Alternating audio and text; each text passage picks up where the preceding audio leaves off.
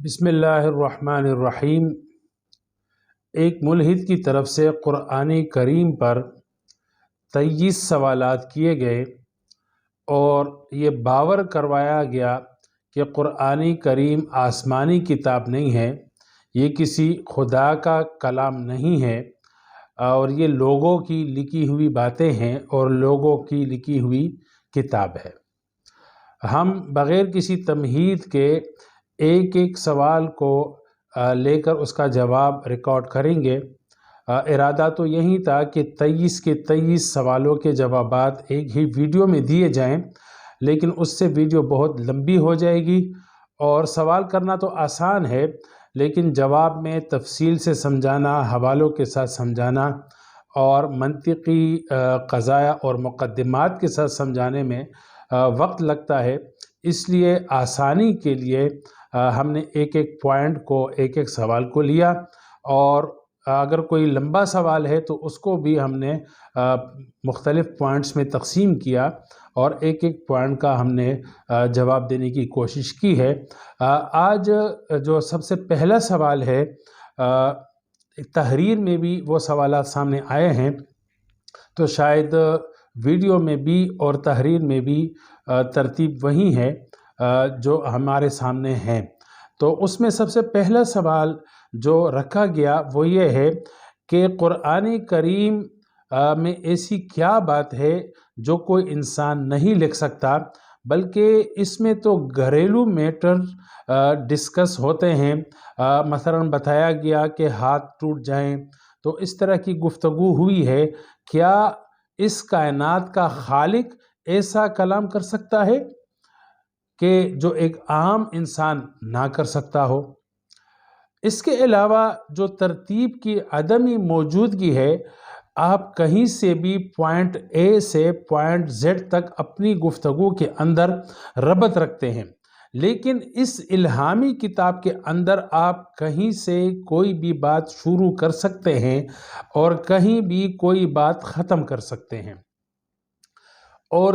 اس سوال کا تیسرا پوائنٹ کہ ہمیں علماء بتاتے ہیں کہ جناب اس آیت کو آپ فلاں سورت کی آیت سے ملائیں اور پھر پڑھیں تو مفہوم واضح ہو جائے گا۔ ان تین پوائنٹ سے یہ باور کروانے کی کوشش کی گئی ہے کہ قرآن کریم یہ خدائی کلام نہیں ہے، یہ الہی کلام نہیں ہے، بلکہ یہ ایک عام انسان کی کتاب ہے اور عام انسان کا کلام ہے۔ سب سے پہلی بات کہ قرآن کریم میں ایسی کون سی باتیں ہیں جو ایک عام انسان نہیں کہہ سکتا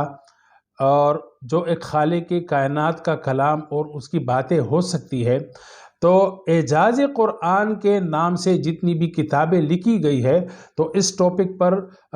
آپ سننے والے علماء کی کتابیں پڑھ سکتے ہیں کہ قرآن کریم ایک معجزہ ہے۔ معجزہ کا مطلب یہ ہے کہ کوئی انسان یا سارے انسان مل کر اس جیسی کتاب اور اس جیسا کلام بنا کر نہیں لا سکتے۔ تو اس میں آپ مطالعہ کر سکتے ہیں، اس پہ بڑی اور چھوٹی کتابیں موجود ہے۔ یہاں پر میں 2 سے 3 پوائنٹس مختصر طور پر عرض کرنا چاہتا ہوں کہ جس سے معلوم ہوگا کہ قرآن کریم انسانی کلام نہیں ہے، یہ ایک خالق کی کتاب ہے، ایک آسمانی کتاب ہے اور انسانی کلام نہیں ہو سکتا۔ سب سے پہلے جو سوال میں ایک آیت کی طرف اشارہ کیا گیا کہ اس میں تو گھریلو جیسی گفتگو کی گئی ہے کہ فلاں کے ہاتھ برباد ہو، یعنی بد دعا کی گئی ہے، جس طرح کہ عورتیں اکثر بد دعا کر لیتی ہے بچوں کے لیے یا دشمنوں کے لیے، تو اس طرح کی باتیں ہیں۔ سورۃ لہب میں یہ پہلی آیت ہے، تبت یدا ابی لہب و تب، کہ ہلاک ہو ابو لہب کے 2 ہاتھ و تب، اور وہ بر ہلاک ہو گئے۔ تو اس حوالے سے میں عرض کرنا یہ چاہتا ہوں کہ یہ تو بد دعا نہیں ہے، کیونکہ اللہ تعالیٰ بد دعا نہیں فرماتے اس آیت میں، بلکہ خبر دے رہے ہیں کہ جب ابو لہب زندہ تھا تو قرآن کریم نے خبر دے دی کہ ابو لہب کے ہاتھ ہلاک ہونے والے ہیں۔ مستقبل کی ایک خبر کو ماضی کے لفظ کے ساتھ بتایا گیا، اس یقین کے ساتھ یہ کام ہونے والا ہے، اور لوگوں نے دیکھ لیا کہ ابو لہب کا مال بھی برباد ہو گیا اور اس کی اولاد بھی اس کی کام نہ آ سکی، یعنی جو کچھ اس کے ہاتھوں نے کمایا تھا مال اور اولاد، وہ اس کے کام نہ آ سکی، اور بے یار و مددگار اس کو موت کے بعد جو ہے وہ جنگل میں پھینک دیا گیا۔ تو یہ تو قرآن کریم کا ایک معجزہ ہے کہ آنے والی خبر یقین کے ساتھ بتا رہا ہے، اور زمانہ پھر دیکھ بھی رہا ہے کہ جس شخص کے بارے میں ہلاکت کی بات کی گئی ہے وہ شخص ویسے ہی ہلاک ہو گیا کہ اس کی ہاتھ کی کمائی بھی اس کے کام نہ آئی، اور اس کے کسب یعنی اس کی اولاد بھی اس کے کام نہ آئی۔ دوسری بات یہ کہ اگر اس میں ایسے محاورات کا استعمال ہیں کہ جو عربی میں عام استعمال میں محاورے ہوتے ہیں اور عام جیسی باتیں ہوتی ہے، تو اس حوالے سے عرض یہ ہے کہ دیکھیں قرآن کریم میں ان آیات کا بھی ذکر ہے کہ جو عام استعمال میں نہیں ہے، اور اس کے فہم تک، اس کی حقیقت تک، اس کے مفہوم تک انسان آج تک نہیں پہنچ سکتا اور نہ پہنچ سکتا ہے۔ اس کی مثال چند سورتوں کے شروع میں حروف مقطعات ہے۔ ان حروف مقطعات کے معانی اور مفہوم آج تک انسان نہیں سمجھ سکا، اور علماء کرام قرآن کریم کے ماہرین اس حوالے سے صرف اتنا ہی کہہ سکتے ہیں کہ یہ اللہ تعالیٰ کے رازوں میں سے ایک راز ہے۔ اس طرح بہت ساری آیات متشابہات ہیں، صفات متشابہات ہے، تو ان کے بارے میں قرآن کریم کا سورۃ آل عمران میں یہ تعلیم دی گئی ہے کہ وَالرَّاسِخُونَ فِي الْعِلْمِ يَقُولُونَ آمَنَّا كُلٌّ مِّنْ عِنْدِ رَبِّنَا، کہ راسخین فی العلم یعنی جن کو صحیح علم حاصل ہے، تو وہ ان آیات متشابہات کے بارے میں یہ کہتے ہیں کہ اللہ کے علاوہ اس کا معنی کوئی نہیں جانتا، اور ہم تو اس پر ایمان رکھتے ہیں کہ اللہ تعالیٰ کی طرف سے یہ نازل شدہ کلام ہے، اللہ کا کلام ہے۔ باقی جو قرآن کریم کا خطاب ظاہر ہے وہ انسانوں سے ہیں، انسانوں کو تعلیمات دی گئی ہے، انسانوں کو احکامات دیے گئے ہیں، انسانوں کو مخاطب کیا گیا ہے، تو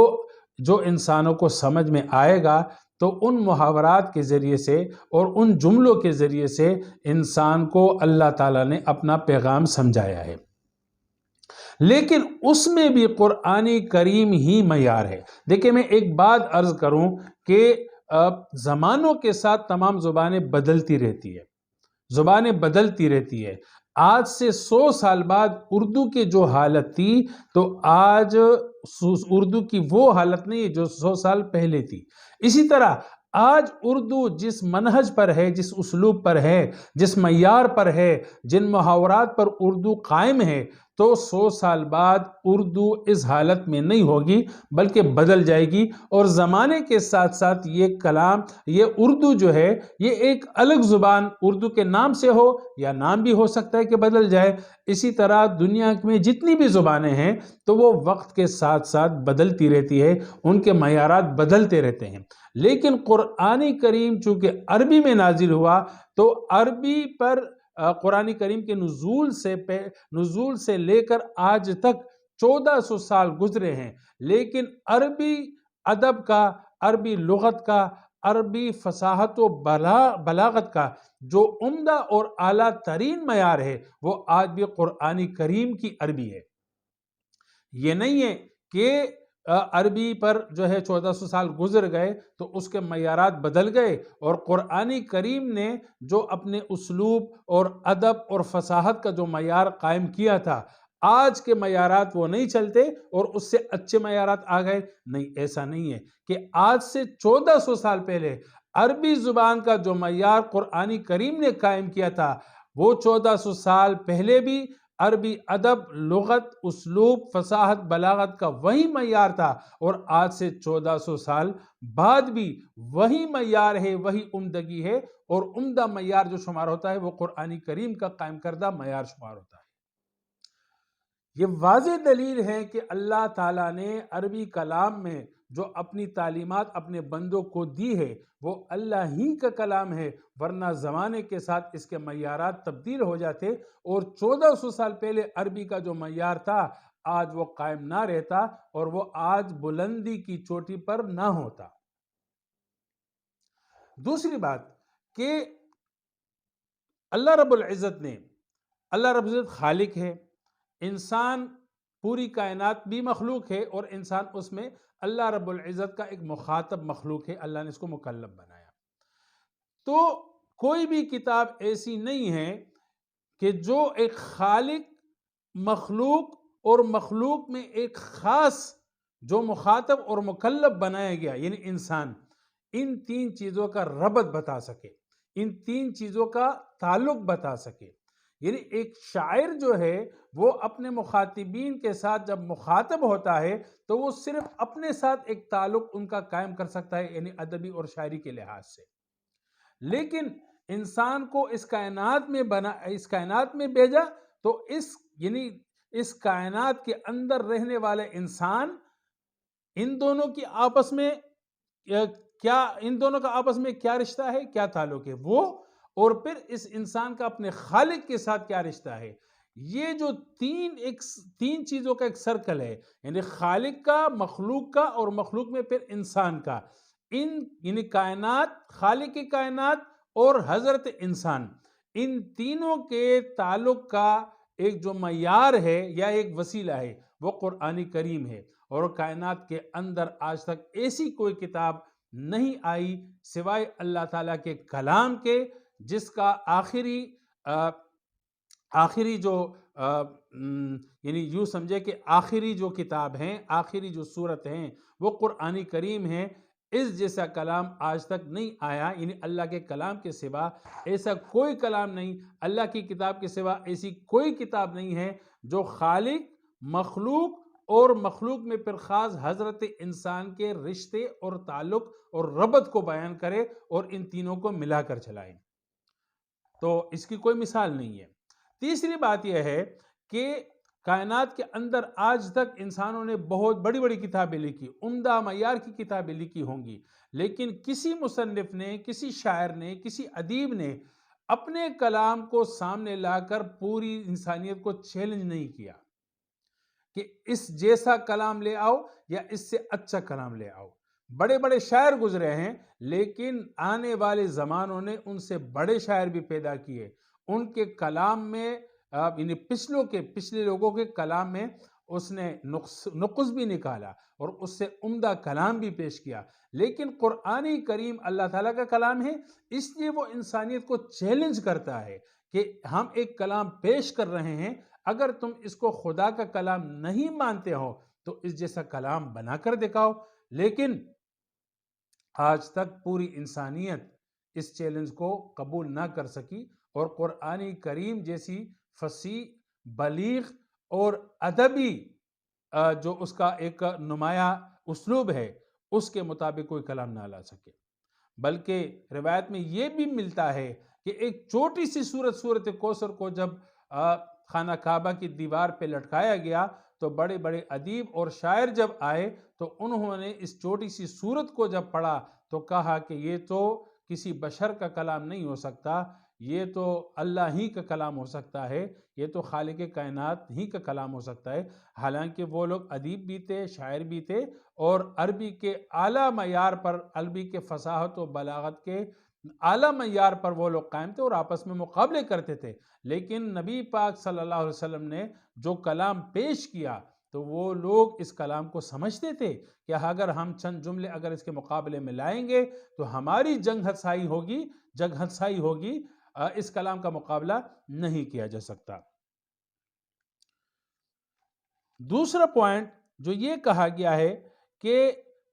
عام انسان یا عام مصنف اپنی کتاب کو پوائنٹ اے سے پوائنٹ زیڈ تک ترتیب کے ساتھ چلاتا ہے، لیکن قرآن کریم میں ایسا نہیں ہے کہ کہیں سے بھی ہم بات شروع کر سکتے ہیں اور کہیں سے بھی ہم بات ختم کر سکتے ہیں۔ تو اس حوالے سے میں عرض کر رہا ہوں کہ یہی تو اس کلام کا اعجاز ہے، یہی تو اس کتاب کی خصوصیت ہے